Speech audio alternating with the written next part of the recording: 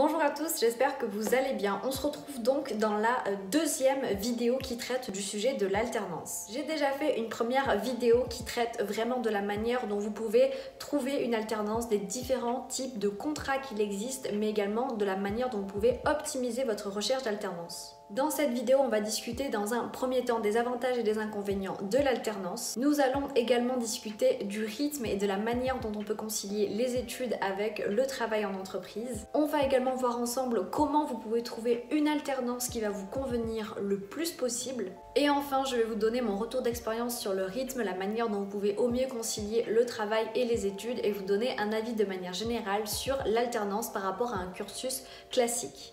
Parlons donc des avantages et des inconvénients de l'alternance. Les avantages, à mon sens, sont très nombreux puisque l'alternance va vous permettre d'avoir une scolarité gratuite puisque l'entreprise s'engage à payer vos frais de scolarité. Ça va également vous permettre d'avoir un salaire tous les mois, mais également d'avoir un premier pas dans la vie professionnelle et donc de découvrir un premier métier.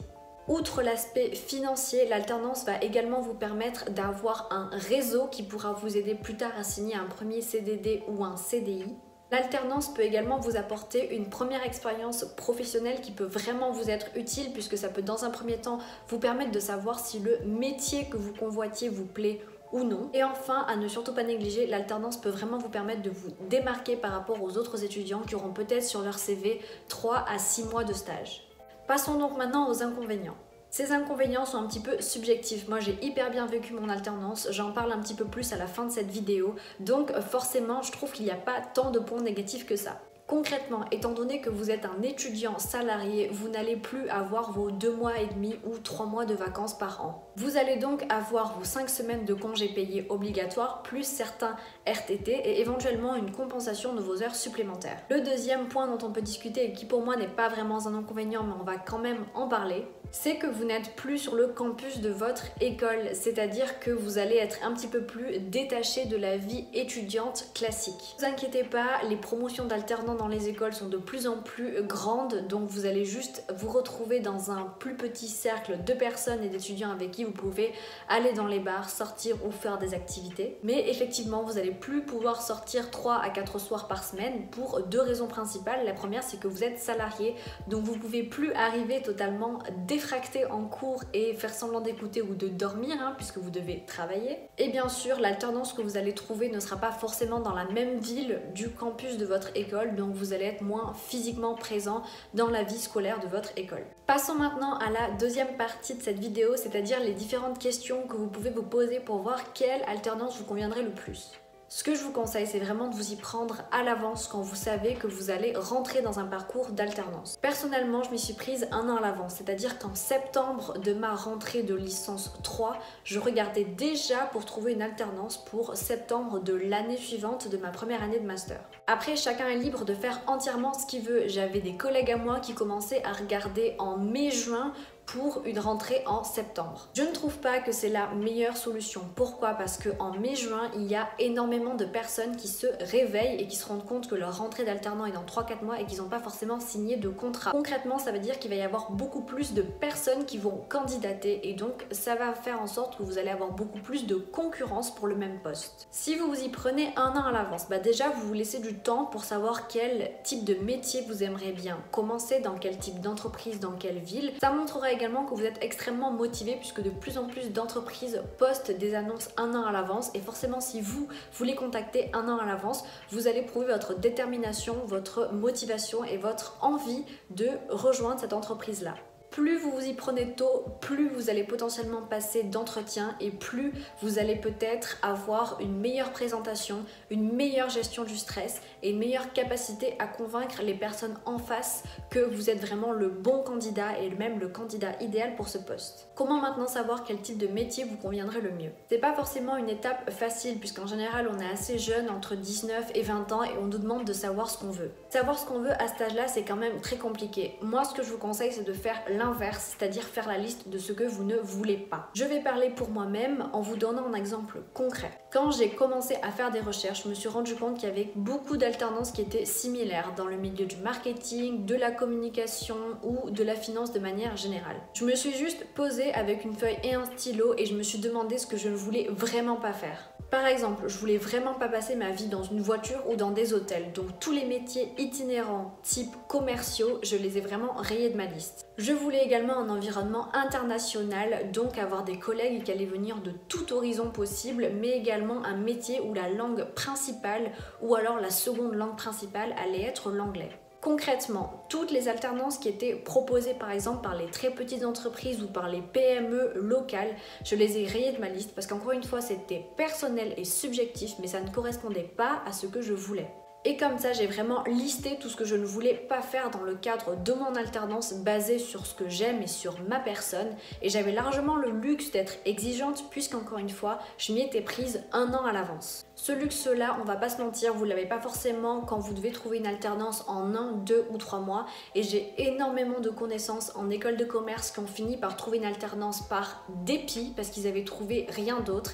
Et c'est quand même des contrats qui vont entre 1 à 3 ans. Donc je trouve ça dommage de faire quelque chose qui nous plaît pas forcément, tout simplement parce qu'on n'a pas pris le temps d'y réfléchir.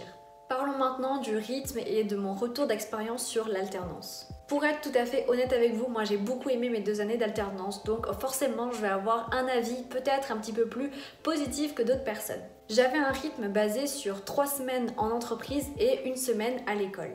En entreprise, et étant donné que j'avais fait mon alternance dans le domaine de la finance, je bossais énormément et j'aimais ça, ça me dérangeait pas. J'avais également des déplacements à l'étranger, donc j'ai pu aller à Bruxelles, en Italie, en Espagne dans le cadre de mon travail. J'ai adoré mes collègues, c'était intense mais j'ai pu énormément apprendre et à l'heure actuelle je suis encore en contact avec mes collègues. Bien évidemment ce rythme-là il est challengeant, c'est-à-dire qu'il faut avoir une bonne capacité d'organisation puisque le master ou la licence que vous allez valider est également le même diplôme que quelqu'un qui va être allé en cours 4 à 5 jours par semaine de manière physique. Pour éviter de vous retrouver à bosser pour votre entreprise la semaine et faire vos cours le week-end et donc clairement d'avoir des semaines pourries, je vous recommande d'essayer de vous organiser. En début de chaque semaine, essayez de voir quel type de rendu obligatoire vous devez donner à votre école, c'est-à-dire les quiz en ligne, les rapports ou encore les travaux de groupe. Si vous êtes par exemple matinal et que vous commencez votre alternance à 9 h, essayez de travailler vos cours ou vos devoirs de 8 h à 9 h ou de 7 h à 9 h selon vos envies. Si au contraire le matin c'est pour vous impossible de commencer à travailler avant 9 h, travaillez vos cours après vos horaires d'entreprise. Ça peut paraître un petit peu contraignant comme ça tous les jours et je vais pas vous mentir, c'est pas forcément hyper fun à faire, mais de cette manière vous aurez vraiment les week-ends 100% pour vous. Vous n'aurez pas à vous dire oh va falloir que je fasse tel travaux et que je le bâcle parce que samedi après-midi j'ai envie de faire telle activité. Vous aurez vraiment la conscience tranquille. Encore une fois, c'est un avis personnel que je donne et j'ai énormément d'amis d'école qui faisaient pas du tout ça et qui préféraient bosser le samedi soir ou le dimanche soir. Personnellement, bosser le week-end, c'est pas forcément ce que je préfère, donc j'ai adopté cette organisation-là. Parlons maintenant des vacances, qui est vraiment l'inconvénient principal de l'alternance. Je prenais donc 6 semaines de congés par an que je prenais en été et dans la période hivernale. Je prenais donc 6 semaines par an de congés pour pouvoir profiter de mes vacances. Encore une fois, comme je m'étais pris vraiment à l'avance pour pouvoir trouver mon alternance, j'avais un salaire qui était vraiment très confortable. Ce salaire m'a concrètement permis d'avoir mon propre appartement, donc d'être indépendante, mais également de mettre beaucoup d'argent de côté pour financer ce que j'aimais le plus, c'est-à-dire les voyages. J'ai donc pu demander à mon tuteur en entreprise de poser mes congés jusqu'à 6 mois à l'avance pour avoir vraiment des billets d'avion vraiment pas chers et partir dans des destinations que j'ai vraiment adorées, que ce soit avec mes amis ou alors mon copain. C'est pour ça que je trouve qu'avoir moins de vacances n'est pas forcément un inconvénient, dans le sens où si vos parents ne financent pas vos 2 ou 3 mois de congé, ça va faire que vous allez peut-être pouvoir vous reposer plus longtemps, mais au final vous n'allez pas faire tant de choses que ça parce que vous serez limité par votre budget. Mes parents ne m'ont jamais financé, mais par contre grâce au salaire d'alternante très confortable que j'avais, je mettais vraiment beaucoup d'argent de côté et ça m'a permis de réaliser vraiment tous les voyages dont j'ai toujours rêvé. Mais avec cet argent-là, vous pouvez faire vraiment ce que vous voulez. J'ai des collègues qui ont acheté leur première voiture, j'en ai d'autres qui se sont renseignés pour financer leur activité indépendante qu'ils comptaient faire après leurs études. Enfin vraiment, vous pouvez faire ce que vous voulez. On m'a également souvent dit ouais mais c'est un peu dommage de faire l'alternance parce qu'avec un cursus en études supérieures tu peux quand même avoir l'opportunité de partir 1 an à l'étranger pour pouvoir apprendre une langue ou juste découvrir un nouveau pays. Bon déjà cette année à l'étranger il faut se la permettre puisqu'il faut quand même payer les frais de scolarité de votre école actuelle. Quand j'ai comparé à mes amis d'école de commerce qui étaient partis à l'étranger, je trouvais que le choix qu'ils avaient fait dans 90% des cas n'était vraiment pas judicieux. Pourquoi je dis ça? Parce qu'il y en a énormément qui sont partis en Europe de l'Est, qui sont partis en Espagne et qui sont partis en Asie. Ils ont concrètement payé les frais de scolarité de leur école en France, donc c'est-à-dire quand même plusieurs milliers d'euros si vous êtes en école de commerce, pour aller dans une école ou une université à l'étranger dont les frais de scolarité étaient beaucoup moins élevés. Par exemple, j'avais un collègue d'école de commerce qui était parti faire un échange en Autriche dans une école très prestigieuse, mais les frais de scolarité en Autriche étaient d'environ 1000 euros par an, alors que lui, il a dû payer les frais de scolarité de l'école de commerce française, c'est-à-dire 7 ou 8000 euros. Et je trouve que ce choix n'est vraiment pas judicieux. Ça n'a aucun sens à mes yeux de payer plus pour avoir exactement le même diplôme. Outre les frais de scolarité, il faut quand même se permettre son année à l'étranger puisque vous allez souvent ne pas avoir d'activité de travail étudiant à côté. Donc concrètement, vous allez juste aller à l'école à l'étranger mais vous n'aurez pas de rentrée d'argent. Il faut donc avoir quelqu'un qui va payer pour votre appart, votre nourriture, votre assurance, vos loisirs, etc. Énormément d'étudiants prennent des emprunts scolaires de 10, 20, 30 voire 40 000 euros. Sur le coup, on vous met vraiment en avant que ça va booster votre carrière, que ça va vous apporter des choses incroyables, un aspect international à votre CV pour vous convaincre d'une certaine manière de partir à l'étranger. Encore une fois, chacun fait ce qu'il veut de son argent, mais ce qu'il faut vous dire, c'est que l'emprunt de 10 à 40 000 euros à la fin, quand vous allez signer votre premier CDI, va falloir commencer à le rembourser. J'ai énormément d'amis, de collègues ou de connaissances qui galèrent tous les mois à rembourser leur emprunt parce que le premier salaire qu'ils ont eu lors de leur signature de CDI n'était pas forcément élevé. Concrètement, ils ont du mal tous les mois à payer leur loyer, toutes leurs charges, plus les 200, 300 ou 400 euros que la banque va demander tous les mois. Réfléchissez donc bien avant de prendre un emprunt et avant de faire une année à l'étranger ou de faire un cursus classique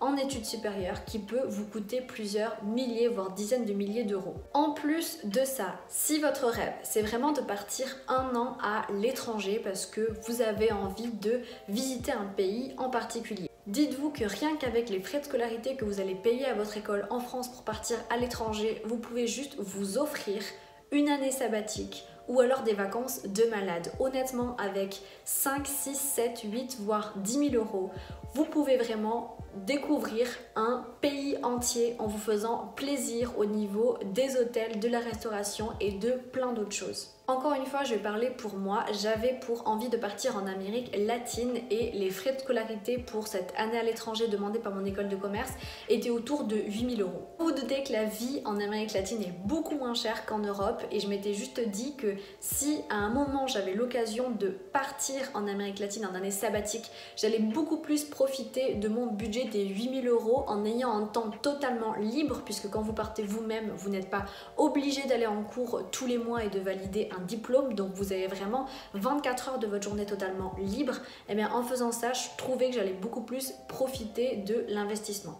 Encore une fois, et je le précise, chacun est libre de faire ce qu'il veut. Ce que je voudrais juste éviter, c'est de continuer à avoir des étudiants qui galèrent vraiment à rembourser leur emprunt bancaire tous les mois alors qu'ils auraient vraiment pu avoir un parcours scolaire 100% financé par l'alternance et donc une gestion de leur vie active beaucoup plus facile. N'hésitez pas à mettre en commentaire les questions que vous pouvez avoir sur l'alternance, je serai ravie d'y répondre. N'hésitez pas non plus à mettre un like mais également à vous abonner à ma chaîne si jamais ce contenu vous a plu.